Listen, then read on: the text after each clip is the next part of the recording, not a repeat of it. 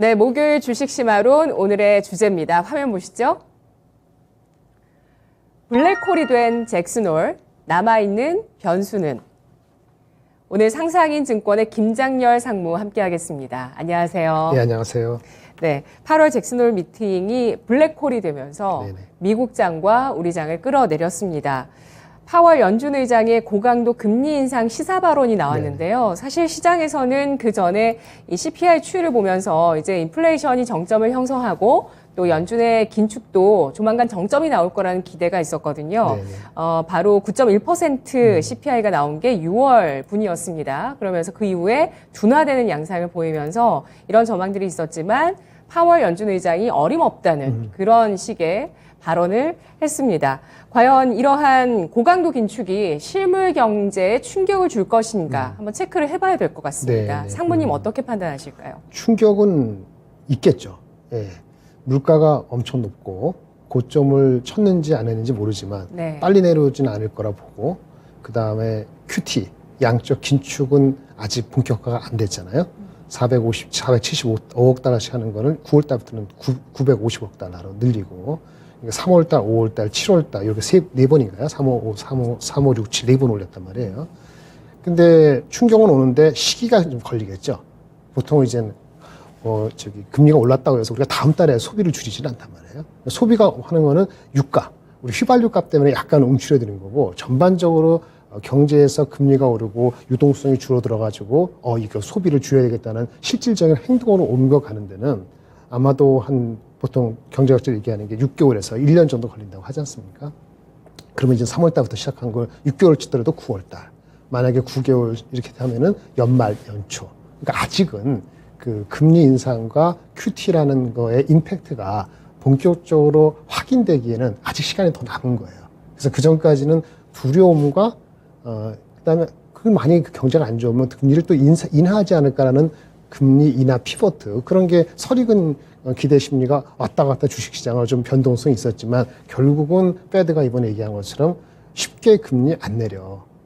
금리가 인플레가 그렇게 안 꺾일 거니까 확실히 인플레가 기대 심리가 한 2% 레벨로 내려올 수 있는 것까지 확인되기 전까지, 자기네들도 모르죠. 언제 될지 모르지만 상당히 스티키, 끈적끈적 붙어 있을 수 있다. 이런 리스크를 안고 있는 거죠. 그래서 임팩트가 경기 침체가 엄청나게 심해서 진짜 다 죽어나간다 이런 게 확인되기 전까지는 이제 금리 쪽에서의 그 인상 흐름을 바꾸기는 쉽지 않다 이런 게 됐고요. 임팩트는 하여튼 6개월에서 9개월이니까 연말 4, 4분기 지금부터 내년도 초까지 또는 내년도 한 1, 4분기까지가 일어나는 거니까요. 임팩트는 아직 안 일어났어요. 근데 올 거다라고 보는 것이 너무나 타당할 것 같습니다. 네. 저 같은 경우도 어제 마트에 가서 그동안 물가 많이 올랐던 거 뻔히 알고 있었지만 어제 영수증 받아보고 더 체감을 했습니다. 진짜 별로 산 게 없는데 한 8만 원 이렇게 금방 몇 개 딱 샀는데 그 정도 돈이 나가더라고요. 뭐 우유, 계란 뭐 이런 거 많이 담았더니 고기도 담고 이랬더니 그러더라고요. 이렇게 뭐 저는 지금 이자율은 좀 고정돼 있기 때문에 아직 이 부분은 체감을 못하지만 물가 정말 체감을 하고요. 그리고 이런 금리 인상 같은 것들이 실제로 실물 경제에 영향을 주는 건 6개월에서 12개월의 시간차가 있다는 점에서 이제부터 실물 경제의 충격이 본격화될 수 있기 때문에 시장은 더 긴장감을 가질 수밖에 없는 상황이라고 말씀해 주셨네요. 9월부터입니다. 이제 과연 미국 경제 또 글로벌 경제가 얼마나 타격을 입는 것인가 시험대에 올라갔다고 볼 수 있을 것 같은데요. 앞으로 통화 정책에 영향을 미칠 주요 변수는 뭐가 있을까요? 일단 그 CPI, 미국의 컨슈머 프라이스 인덱스가 이제 9월 13일인가 나오죠. 그 전에 고용 지표가 내일 모레 나옵니다만은 고용은 탄탄하다. 그것도 약간 약해질 수도 알고 있으니까 CPI가 중요한 거예요. 그러니까 8.5인가 4가 나왔는데 이게 내려간다고는 다 알고 있죠. 근데 많이는 안 내려갈 것 같아요. 왜냐하면 8월 달에 유가가 많이 빠지지 않았어요. 7월 달 빠진 거 대비했을 때. 그래서 내려오는 거지만 많이는 내려갈 게 아니기 때문에 기대 인플레가 얼마나 뚜렷하게 하락할 것이냐는 것은 낙관하기는 이른 것 같아요. 그래서 애매하게 기다릴 것 같고요. 그게 중요하죠. CPI 넘버, 고용 지표.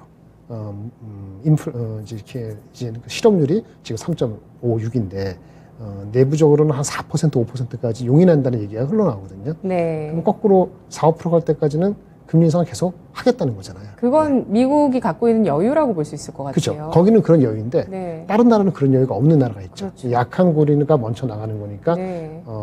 약간 셉니다만 신흥국보다는 선진국가가 조금 더 상대적으로는 우위인 거죠. 주식시장의 어떤 선호도 측면에서도. 그것이 신흥국에서는 지금 시위가 대통령 네네. 직무실까지 가서 네, 다 맞습니다. 점령을 하고 그런. 그러니까 우리나라는 이제 그래도 과거보다는 많이 나아졌기 때문에 네. 그런 위기는 아닐 거라고 보는 게 맞고요. 뭐 약한 남아시아 이런 나라 포함해서 고리가 좀 크죠. 그래서 그런 걸로 봤을 때는 일단 물가 지수가 끝이 내려가야 되고 고용지표 우리나라는 별 관계가 없지만 그렇고 무엇보다도 유럽과 중국이에요. 유럽이 이 에너지 위기 추위가 이제 곧 2개월 내에 나가오는데 천연가스고 석탄이 이건 없어서 나지 않습니까? 유가 때문에 그렇고. 그래서 요것이 유럽이 굉장히 CPI가 굉장히 높아지는 거죠. 영국 같은 경우가 10% 넘어갔고 내년도 한 3월 달 정도, 1월 달 정도는 18%라는 얘기도 있지 않습니까? 그러면 영국하고 중국, 유럽 내에서 영국하고 독일 같은 경우 가장 큰 나라 중에 하나인데 마이너스 성장이 이 4, 4분기냐 1, 4분기냐 요것만 남겨놓을 수도 있단 말이에요. 그러면 유로가 약해지겠죠. 달러가 그만큼 더 강해지고. 네. 그 다음에 위안화 중국이 부양 정책을 계속 얼마나 강하게 하느냐 부동산을 완화시키기 위해서 그거는 이제 중국의 그 중국 정치 당회의 10월 16일 날 정해져 있는데 그때까지는 기대가 있지만은 또 그때까지는 뭘 확실하게 하진 않을 것 같단 말이에요. 그래서 이래저래 9월, 10월 달 넘어가는 게 쉽지가 않다. 이렇게 보여집니다. 변수는 그래서 CPI, 고용지표, 유럽, 중국에서의 환율의 추가적인 약세, 이 여부가 중요할 것 같아요. 그래서 중국으로 따지면 위안화가 얼마 전 6.9, 1달러 6.9 위에 넘어가게 됐는데 어저께 약간 내려갔는데 7 위에는 넘어가기 시작하면은 그건 진짜 위기거든요. 10월 중순까지 안 넘어가면 그 위기는 현실화 안 될 것 같아요. 10월 중순 중국 당회 이후에 뭔가 조치를 취하면은 위안화가 특히 뭐 이렇게 특별히 완화되지는 않을 것 같은데 그래도 좀 리스크가 있고 유럽은 모르겠어요. 유럽은 모르겠어요. 리스크고요. 네.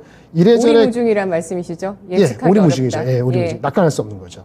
근데 예. 이래저래 유럽과 중국이 약하니까 미국이 특별히 많은 노력을 안 들여도 달러가 강세 기조를 유지할 수 있는 거죠. 특히 달러 강세, 한국의 위안 원화에 대해서는 또 오늘도 지금 원화가 좀 내려가지 하지 않습니까? 네. 이런 여지가 아직 남아 있는 거죠. 그리고 마지막 더 중요한 거는요.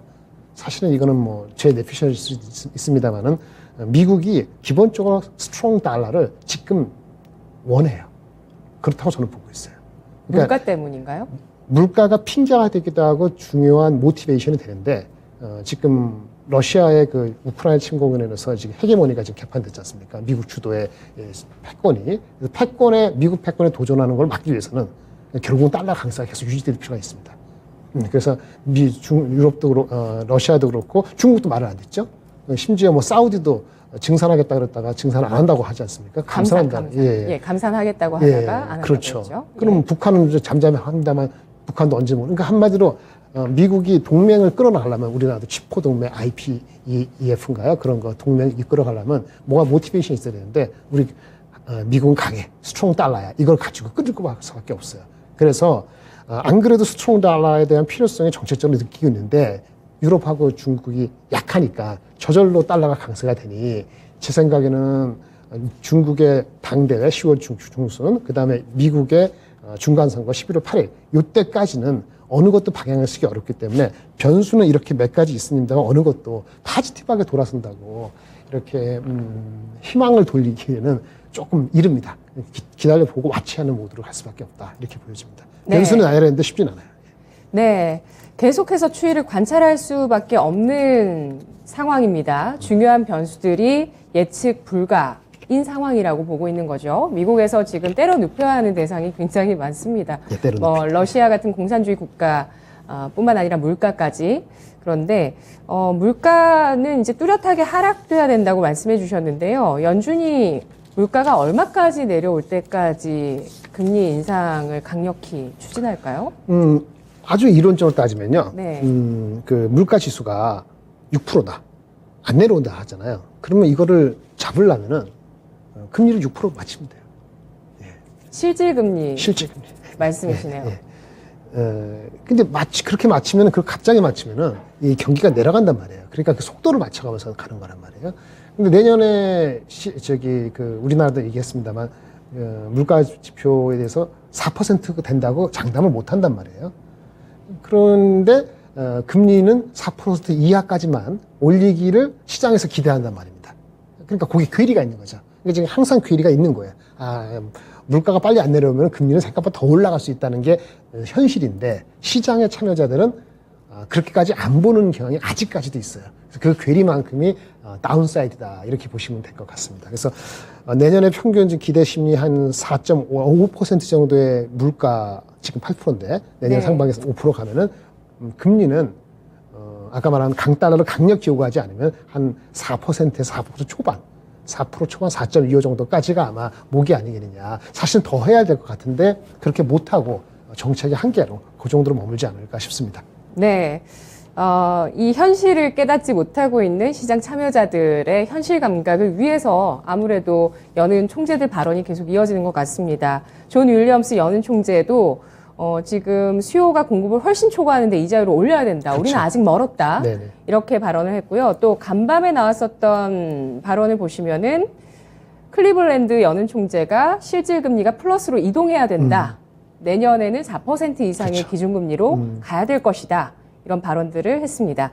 이런 통화 정책의 중요한 변수로 물가, 고용, 달러화의 흐름, 그리고 유럽과 그렇죠. 중국의 경제 흐름 짚어주셨는데요. 유럽 같은 경우는 연말 연초에 내년도쯤에 마이너스 성장이 될지도 좀 우려스럽다라는 네. 언급해 주셨습니다. 우리나라 한국은행이 사상 처음으로 4번 연속의 금리 인상을 단행했습니다. 그런데 시장에 미치는 영향은 그래도 미미하다고 좀 볼 수 네. 있을 것 같아요. 네. 시장 자체 레벨이 뭐 파월 연준 의장 발언 때문에 영향을 받았지 그래도 2,400선 중심으로 한 움직임이 이어지고 있는데요.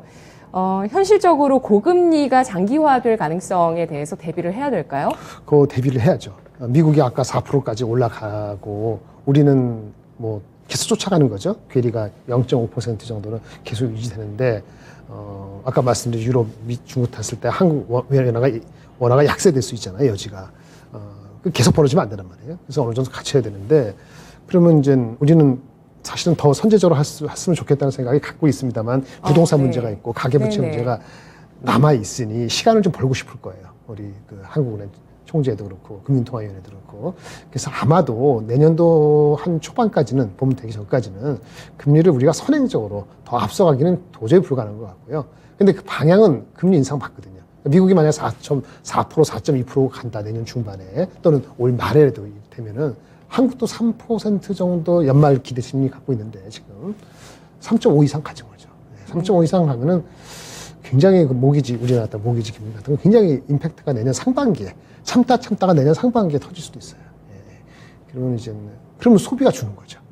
모기지 금리 갚아야 되는데 어떻게 소비하겠어요? 외식할 때 10만 원, 8만 원 하던 게 12만 원 되고 이자 비용도 30만 원 나가는 게 40만 원, 50만 원 나가면 소비가 줄 수밖에 없어요. 감히 뭐 밖에 나가서 뭐 사 먹을 생각을 못 하게 될 것 같아요. 그럼 식사 대신에 차를 마셔야 되고 예. 차 대신에 음료수 가지고 산보하든지 이래야 되는 시기가 안 올 것 같죠? 지금 유럽이 그러고 있는 거거든요. 유럽은 정말 심각하죠. 네. 그래서 우리가 선진국가나 나라가 그 자기네 이슈가 아니고 우크라이나 러시아 이슈 때문에 그런 거니까 참 힘든 거죠. 그래서 그런 거 대비하면 한국은 별거 아닌데 아직은. 근데 우리는 부동산이나 이슈가 워낙 크다 보니까 컨센서스가 갖춰지기 어렵죠. 그래서 금리는 더 빠르게 올릴 건 없지만 미국이 4% 이상 갈 수 있다고 가정을 하면은 충분히 가능성이 있는데 한국도 3.5% 플러스. 올해는 아니고 내년 중에 그런 소지가 있어요. 그렇게까지 안 되고 이게 경제가 연착이 되면 참 좋겠습니다만 그런 걸 장담할 정도로 하기에는 우리가 수출입해서 수출이 안 되잖아요. 반도체가 이제 아작이 났거든요. 반도체 아작 난 거는 재고 이슈가 있기 때문에 내년 초까지는 수치가 안 돌아옵니다. 주가는 미리 바닥을 칠 수 있어요. 하지만 그 어닝이라든지 우리 수출입에서 마이너스가 반전되는 건 내년 초까지 아니거든요. 그러면 무역 수지도 그렇고 좋지 않으니까 금리 인상을 안 할 수가 없는 거죠. 그렇게 될 것 같습니다. 네. 만약에 미국과 우리나라 금리가 완전히 역전이 되고 그 차이가 좀 벌어졌을 네. 때 외화 유동성이 좀 빠져나가게 된다면 우리나라에 일어나는 현상은 뭐가 있을까요? 그거까지는 아닌데 우리 이제 그 캐피털 아웃플로우 말씀하시는 건데 자금이 빠져나오는 건데 한국이 그 정도 취약하지는 않기 때문에 예.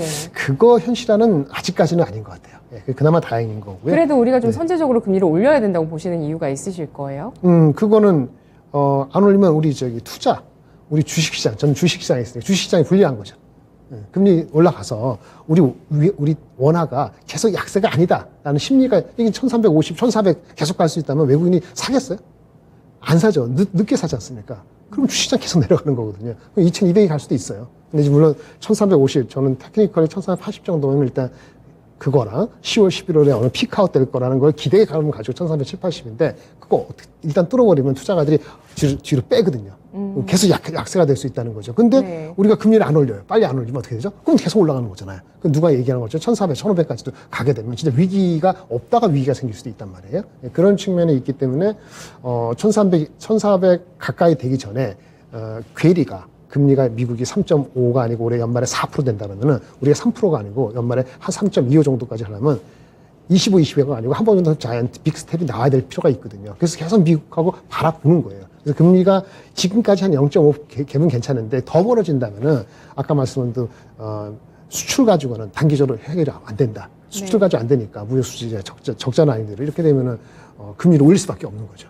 안 올리면 계속 벌어지고 그러면 투자 안 하고 한국에 투자 안 하고 아웃플로우는 아니더라도 투자를 안 하게 주식은 빠지고 이렇게 악순환이 될 수 있는 게 한 10월까지 그럴 소지가 있어요. 그래서 그것이 가장 큰 리스크라고 보여져서 강달러 추세가 당분간인데 그거가 위기적으로 안 가려면 제가 테크니컬이나 1380, 1400 이전에 이게 잡아야 되는데 자체적으로 수출 가지고 잡을 수 있는 방법은 단기적으로 제로다.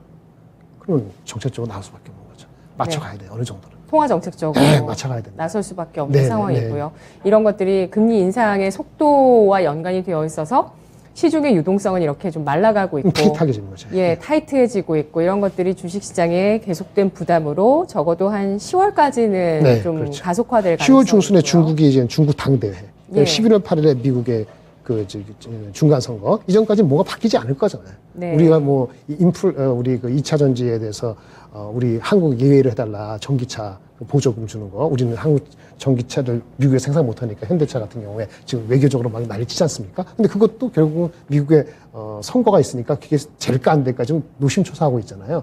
여러 가지 봤을 때 10월 중순 11월 가봐야 하는 거니까 그때까지는 안심할 수 없는 거죠. 그런 노력을 하는 건 맞는데 노력을 한다고 그 전까지 이게 잘 돼서 될지는 장담하기 어려운 겁니다. 네. 우리나라 무역 적자도 굉장히 커지고 있는 상황입니다. 여기에 수출입 지표 역시도 부진한 모습인데요. 아무래도 좀 물가가 올라가면서 이런 우리나라 경제를 나타내는 무역 수지와 수출입 지표가 부진한 모습을 보여주고 있고요. 여기에 강달러 역시도 우리 이런 지표들에 영향을 주는 변수입니다. 그렇죠. 네. 강달러의 추세가 언제까지 이어질까요? 뭐 10월, 11월까지는 간다고 보는 거죠. 연말까지로 일단은 예상을 하시고요. 한 2, 3개월은 가는 거예요. 예. 그러다가 만약에 아까 뒤에 말씀드릴 텐데 미국에서 그 민주당이 지잖아요. 중간 선거에서. 그러면 많은 게 바뀔 소지가 있어요. 그건 나중에 다른 거 휴전까지 말씀드리는데 그거를 감안하지 않는다면 일단 네. 중간 선거까지는 간다 이렇게 보는 거죠. 강달러 추세가 11월에 미국의 중간 선거까지는 이어질 가능성이 높다는 판단입니다. 외국인의 매수세 최근 들어서 그래도 우리 시장을 잘 끌어주고 버팀목 역할을 해줬습니다. 네네. 아쉽게도 오늘은 좀 파는 모습이 아쉽긴 그렇죠. 한데 9월 되자마자 이렇게 팔아버리네요. 근데 7, 8월에는 외국인이 유가증권 시장에서 총합 6조 원 정도 네. 매수를 보였습니다. 경기 회복세에 베팅을 하는 것인지 아니면 너무 많이 빠져서 그냥 가격적인 매력으로만 접근을 하는 것인지 어떻게 보실까요? 경기 하락에 회복이 될 수 있다는 베팅은 아니라고 보고요. 예. 그건 아마 아닐 겁니다. 가격이 절대 가격이 안 비싸서 우리가 PBR 1년을 앞아갔을 때 포워드 1년을 보고 PBR 북밸류 개념으로 했을 때 자산가치 대비 우리 1배가 기준하잖아요. 나라가 완전히 절로 가는 게 아니면 보통 1배를 기준하는데 대한민국이 한 1배 가까이 된 게 한 2,500 얼마 정도 됐을 거예요. 2,500 좀 넘는 정도고 0.9배에 가까운 것이 2,300 정도예요. 그러니까 저번에 한번 리스크 왔을 때 2,300 잠깐 깨졌잖아요. 그 정도가 너무 싸다는 거죠. 그래서 그 정도는 안 가니까 어느 적당한 레벨을 가주자. 그래서 중간 정도가 2,400 이 형식이네요. 그러니까 이렇게 딱 보니까 그리고 이제 오늘 말고 엊그저께까지만 원화가 강세가 한계에 온 거 아닌가라는 생각도 들었을 수도 있어요. 1350까지 갔다가 다시 밀렸지 않습니까? 그러니까 한국의 대표주를 좀 싸다고 느꼈을 때, 안 비싸 느꼈을 때 조금 쟁여놓자 이런 생각이 들었을 수도 있는 겁니다. 하지만 결국은 아까 말한 것처럼 여러 가지 미국에서 지표가 아직 나오고 특히 IT 반도체 관련돼서 수요에 대해서 둔화 내지는 안 좋다는 얘기가 계속 확인되는 거죠. 마치 연준이 여러 그 관계자는 사람들이 계속 연일 안 좋은 얘기를 하는 거랑 비슷하게 반도체 IT 쪽도 계속 안 좋은 소리 나오거든요. 한국은 뭐예요? 삼성전자 하이닉스 안 가면 갈 수가 없어요. 삼성전자 하이닉스하고 관련된 주식이 30%인데 그렇죠? 2차 전지는 또 좋긴 한데 2차 전지도 혼자만 10% 20% 계속 갈 수는 없거든요. 조정을 이제 기간주도 받고 이러다 보니까 좀 샀죠? 그러니까 오늘 같은 날 좀 그 이익 실현하거나 간단한 차익 실현하고 빠져나오는 것 같아서 경기 회복에서 베팅한 건 아니고요. 네. 절대적으로 0.9배대에 노는 주가에서는 언제든지 트레이딩 할 수 있다. 여기 사가지고 좀 올리고 이거 많이 올라오면 저쪽 사가지고 올리고 이런 패턴으로 트레이딩에 능숙한 외국인이 그런 그 행동을 하고 있다라고 저는 그렇게 보고 있습니다. 네. 만일에 경기 침체에서 이제 회복세로 전환되는 시기가 오면 그래도 가장 먼저 사는 국가 가운데 하나가 그렇죠. 우리가 될 수 있거든요. 네네네네. 그 조건식은 어떤 조건식일까요? 일단은 어떻게 돼야 경기 회복에 베팅한다고 아까 환율을 많이 할까요? 얘기했는데 환율이 1,400 가지 않고 1,300 밑으로 갈 수 있다는 컨센서스가 잡혀야 돼요. 예. 그래서 원화가 더 이상 약세되지 않고 한국은 그렇게 이상한 나라가 아니야. 이 정도의 원화 가치는 아니야. 그러니까 앞으로 내려갈 수도 있어. 그러니까 원화가 강세되는 거죠. 약세가 아니고. 그런 기미가 보여요. 기준점은 그 전까지도 1280만 대 참 높았는데 그 1300 밑으로만 내려가도 숨통이 트이는 거죠. 그러면 아마 그것만 가지고도 한 7, 8% 거의 10% 정도의 업사이드가 생길 소지가 있어요. 왜냐하면 삼성전자 하이닉스가 그런 때에는 그 주가가 많이 빠진 상태에서 탄력이 같이 붙기 때문에 그러면 한 10% 정도 장이 오르갈 수도 있거든요. 근데 1300 이하로 다시 확 내려가고 삼성전자 하이닉스가 충분히 다시 전저점 비슷하게 가 있는 게 조합이 돼야지 바닥에서 10% 올라가는 게 되기 때문에 네. 기대를 해보고 싶은데 그거 역시 10월 이전까지는 조금 설익인 것 같습니다. 알겠습니다. 현재 원달러 환율이 1352원 선에서 거래가 되고 있습니다. 오늘 장중 고점이 1355원 선까지 네, 레벨을 좀 맞습니다. 더 높이는 모습을 보였고요. 그리고 6월 이후에는 진짜 1300원 선을 지지하고 있는 모습이기 때문에 아직은 외국인이 우리나라에 확신을 갖고 투자하기에는 어려운 국면입니다. 그래도 조금씩은 사주고 있는 모습을 7, 8월엔 확인했습니다. 매파 연준 기조에 따라서 주식시장이 과연 어디에서 저점을 마련할 것인가, 네. 전저점에 대한 테스트가 일어날지 여부에 대해서도 한번 판단을 해볼게요. 어떻게 보시죠? 결국은 경기 침체의 정도가 세면은 그러면 주가는 저번에도 미국이 1분기 마이너스하고 2분기도 마이너스일 수 있다라는 그 두 번 연속 테크니컬리 리세션이다 그런 개념. 그 폭은 별로 크지 않지만 네. 그것 때문에 6월 달에 확 빠진 거거든요. 그래서 2,300 갔기 때문에 북밸류 0.9배 터치했잖아요. 그냥 또 그렇게 나오면 되죠. 그러니까 이제 경기 침체가 센 거예요. 마이너스 한 2, 3% 미국이. 근데 3분기 그럴 리가 없어요. 네. 2분기까지 내려가서 3분기는 오히려 약간 반등해서 플러스 영역이 나올 수도 있어요. 네. 근데 3분기가 안 그렇다고 해서 좋은 게 아니고 아까 임팩트가 언제라 그랬죠? 4분기 연말이 되기 때문에 3분기가 아니라 하더라도 4분기 1년에 1분기 사이에 미국의 GDP가 1, 2분기 상반기에 테크니컬리 뭐 약간 내려갔다는 정도를 벗어나는 정도로 의미 있게 하락을 한다면 GDP가 마이너스 성장, 마이너스로 곤두박질 친다면은 그러면 전저점 위협의 가능성이 있습니다. 예. 그거는 시장 전체적으로 그렇고요. 삼성 하이닉스도 그럴 리스크가 있는데 근데 제가 봤을 때 그때쯤 되면 삼성전자 하이닉스나 이렇게 주요 그 리딩 IT 업체가 감산을 하든지 캐펙스를 줄인다든지 뭔가 그 리액션을 보일 거예요. 그래서 사실은 조심스럽지만 전저점까지는 확 내려갈 가능성은 여전히 반반 그 이하다. 그렇게까지 높지는 않다. 아직까지는 그렇게 보고 있습니다. 네. 그리고 유럽과 미국의 중간 선거라는 변수도 전저점을 위협할 수 있는 그렇죠. 변수라고 보시네요. 이게 오늘 근데 아까 이거는 반도체가 워낙 GDP에 영향을 많이 받으니까 네. GDP가 많이 빠지면은 삼성전자 하이닉스 한번 더 빠질 수 있는데 그거 얘기 말씀드린 거고 두 번째는 아까 그 미국이 그 유럽이 겨울이 네. 너무 추우면은 에너지 위기가 한계에 부딪히거든요. 그럼 지금은 미국 말을 듣고 있지 않습니까? 우리가 참으면서 아직도 젤런스키를 도와주고 전쟁을 아직도 하고 있잖아요. 결국 종전 내지 휴전을 하라는 압력이 커질 수 있는데 이제 그게 어떻게 되는지 봐야 돼요. 근데 그거 하기 전까지는 유로가 계속 추가 폭락을 할 수도 있거든요. 1달러 1유로 지금 페널티가 되고 나서 왔다 갔다 하잖아요. 근데 만약에 1유로가 1이 아니고 1유로가 0.9 저번에 9까지 9가 더 확 내려갔다. 그러니까 더 못 찾는 거예요. 그래서 유럽의 경제가 완전히 마이너스 성장을 미국보다 먼저 하는 거죠. 미국은 3분기 버티고 4분기 가서나 마이너스 됐는데 유럽의 어느 나라가 골이 약한 곳에는 마이너스가 3분기부터 마이너스 확실히 보이게 되면은 유로가 약세가 돼가지고 그러면 한번 달러가 조금 더 강세가 되는 거죠. 그 리스크가 있고요. 그 다음에 아까 그 근본적으로 우리나라가 그다음 버티는 것 중에는 2차 전지의 에너지주가 그나마 있거든요. 2차 전기차 관련되는 주, 뭐, 미국의 그 인플레 감축법에 가서 수입 얻는다. 이렇게 해서 올라간 게 있잖아요. 많은 그 2차 전지 관련주가 있는데, 아이러니한 게도 이게 미국의 그 데모크래틱이 주장하는 건데, 미국의 민주당이 중간에서 져요. 패배하면은 이것도 바뀔 수가 있거든요. 예, 법안은 처리됐는데 수정될 수도 있어요. 그러면은 여태까지 그 정책 이슈, 정책 수혜주로 올라갔던 주식들이 또 조정을 받을 수도 있어요. 그럼 시장의 색깔이 바뀔 수 있다는 바뀔 수 있는 거죠. 말씀이시죠? 예, 그것도 변수가 되는 거고. 네. 그러면 이제 장이 또 올라갈 주식이 못 가고 다른 거 내려앉았고 그럼 한 번 더 내려갈 수도 있는 거죠. 그래서 여전히 저는 2200까지는 안 간다고 보지만은 네. 일단 그런 가능성이 있고 마지막으로 중국이죠. 다 좋아도 우리는 중국의 수출이 우리 전체 수출의 한 4분의 1, 23% 가고 있잖아요.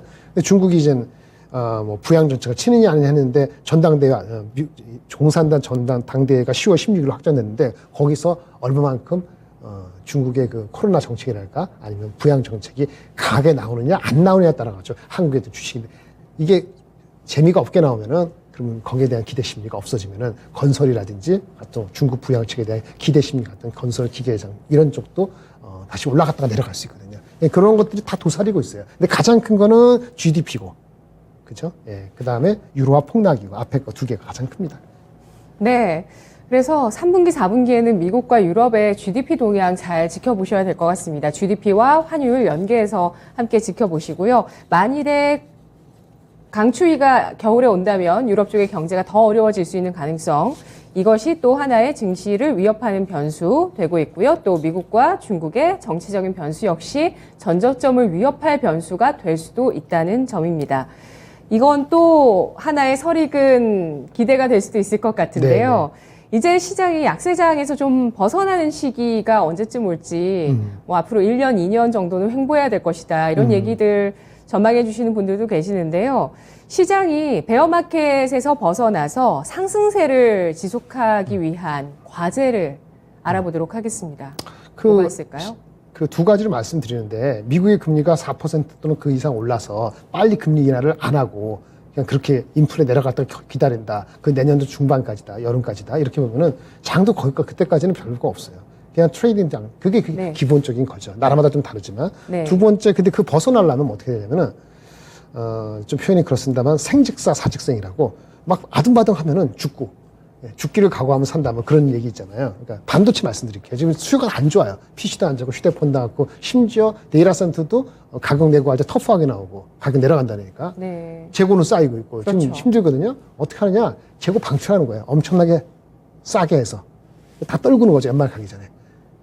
그리고 감산 비슷한 얘기를 동시에 발표하는 겁니다. 그러면 내년도 상반기가 달라질 수 있어요. 근데 그거는 마치 그 토일렛에서 물을 확 뿌려내는 것처럼 그런 자기 거를 다 방출해야 되는 거거든요. 과연 그럴 수 있을까?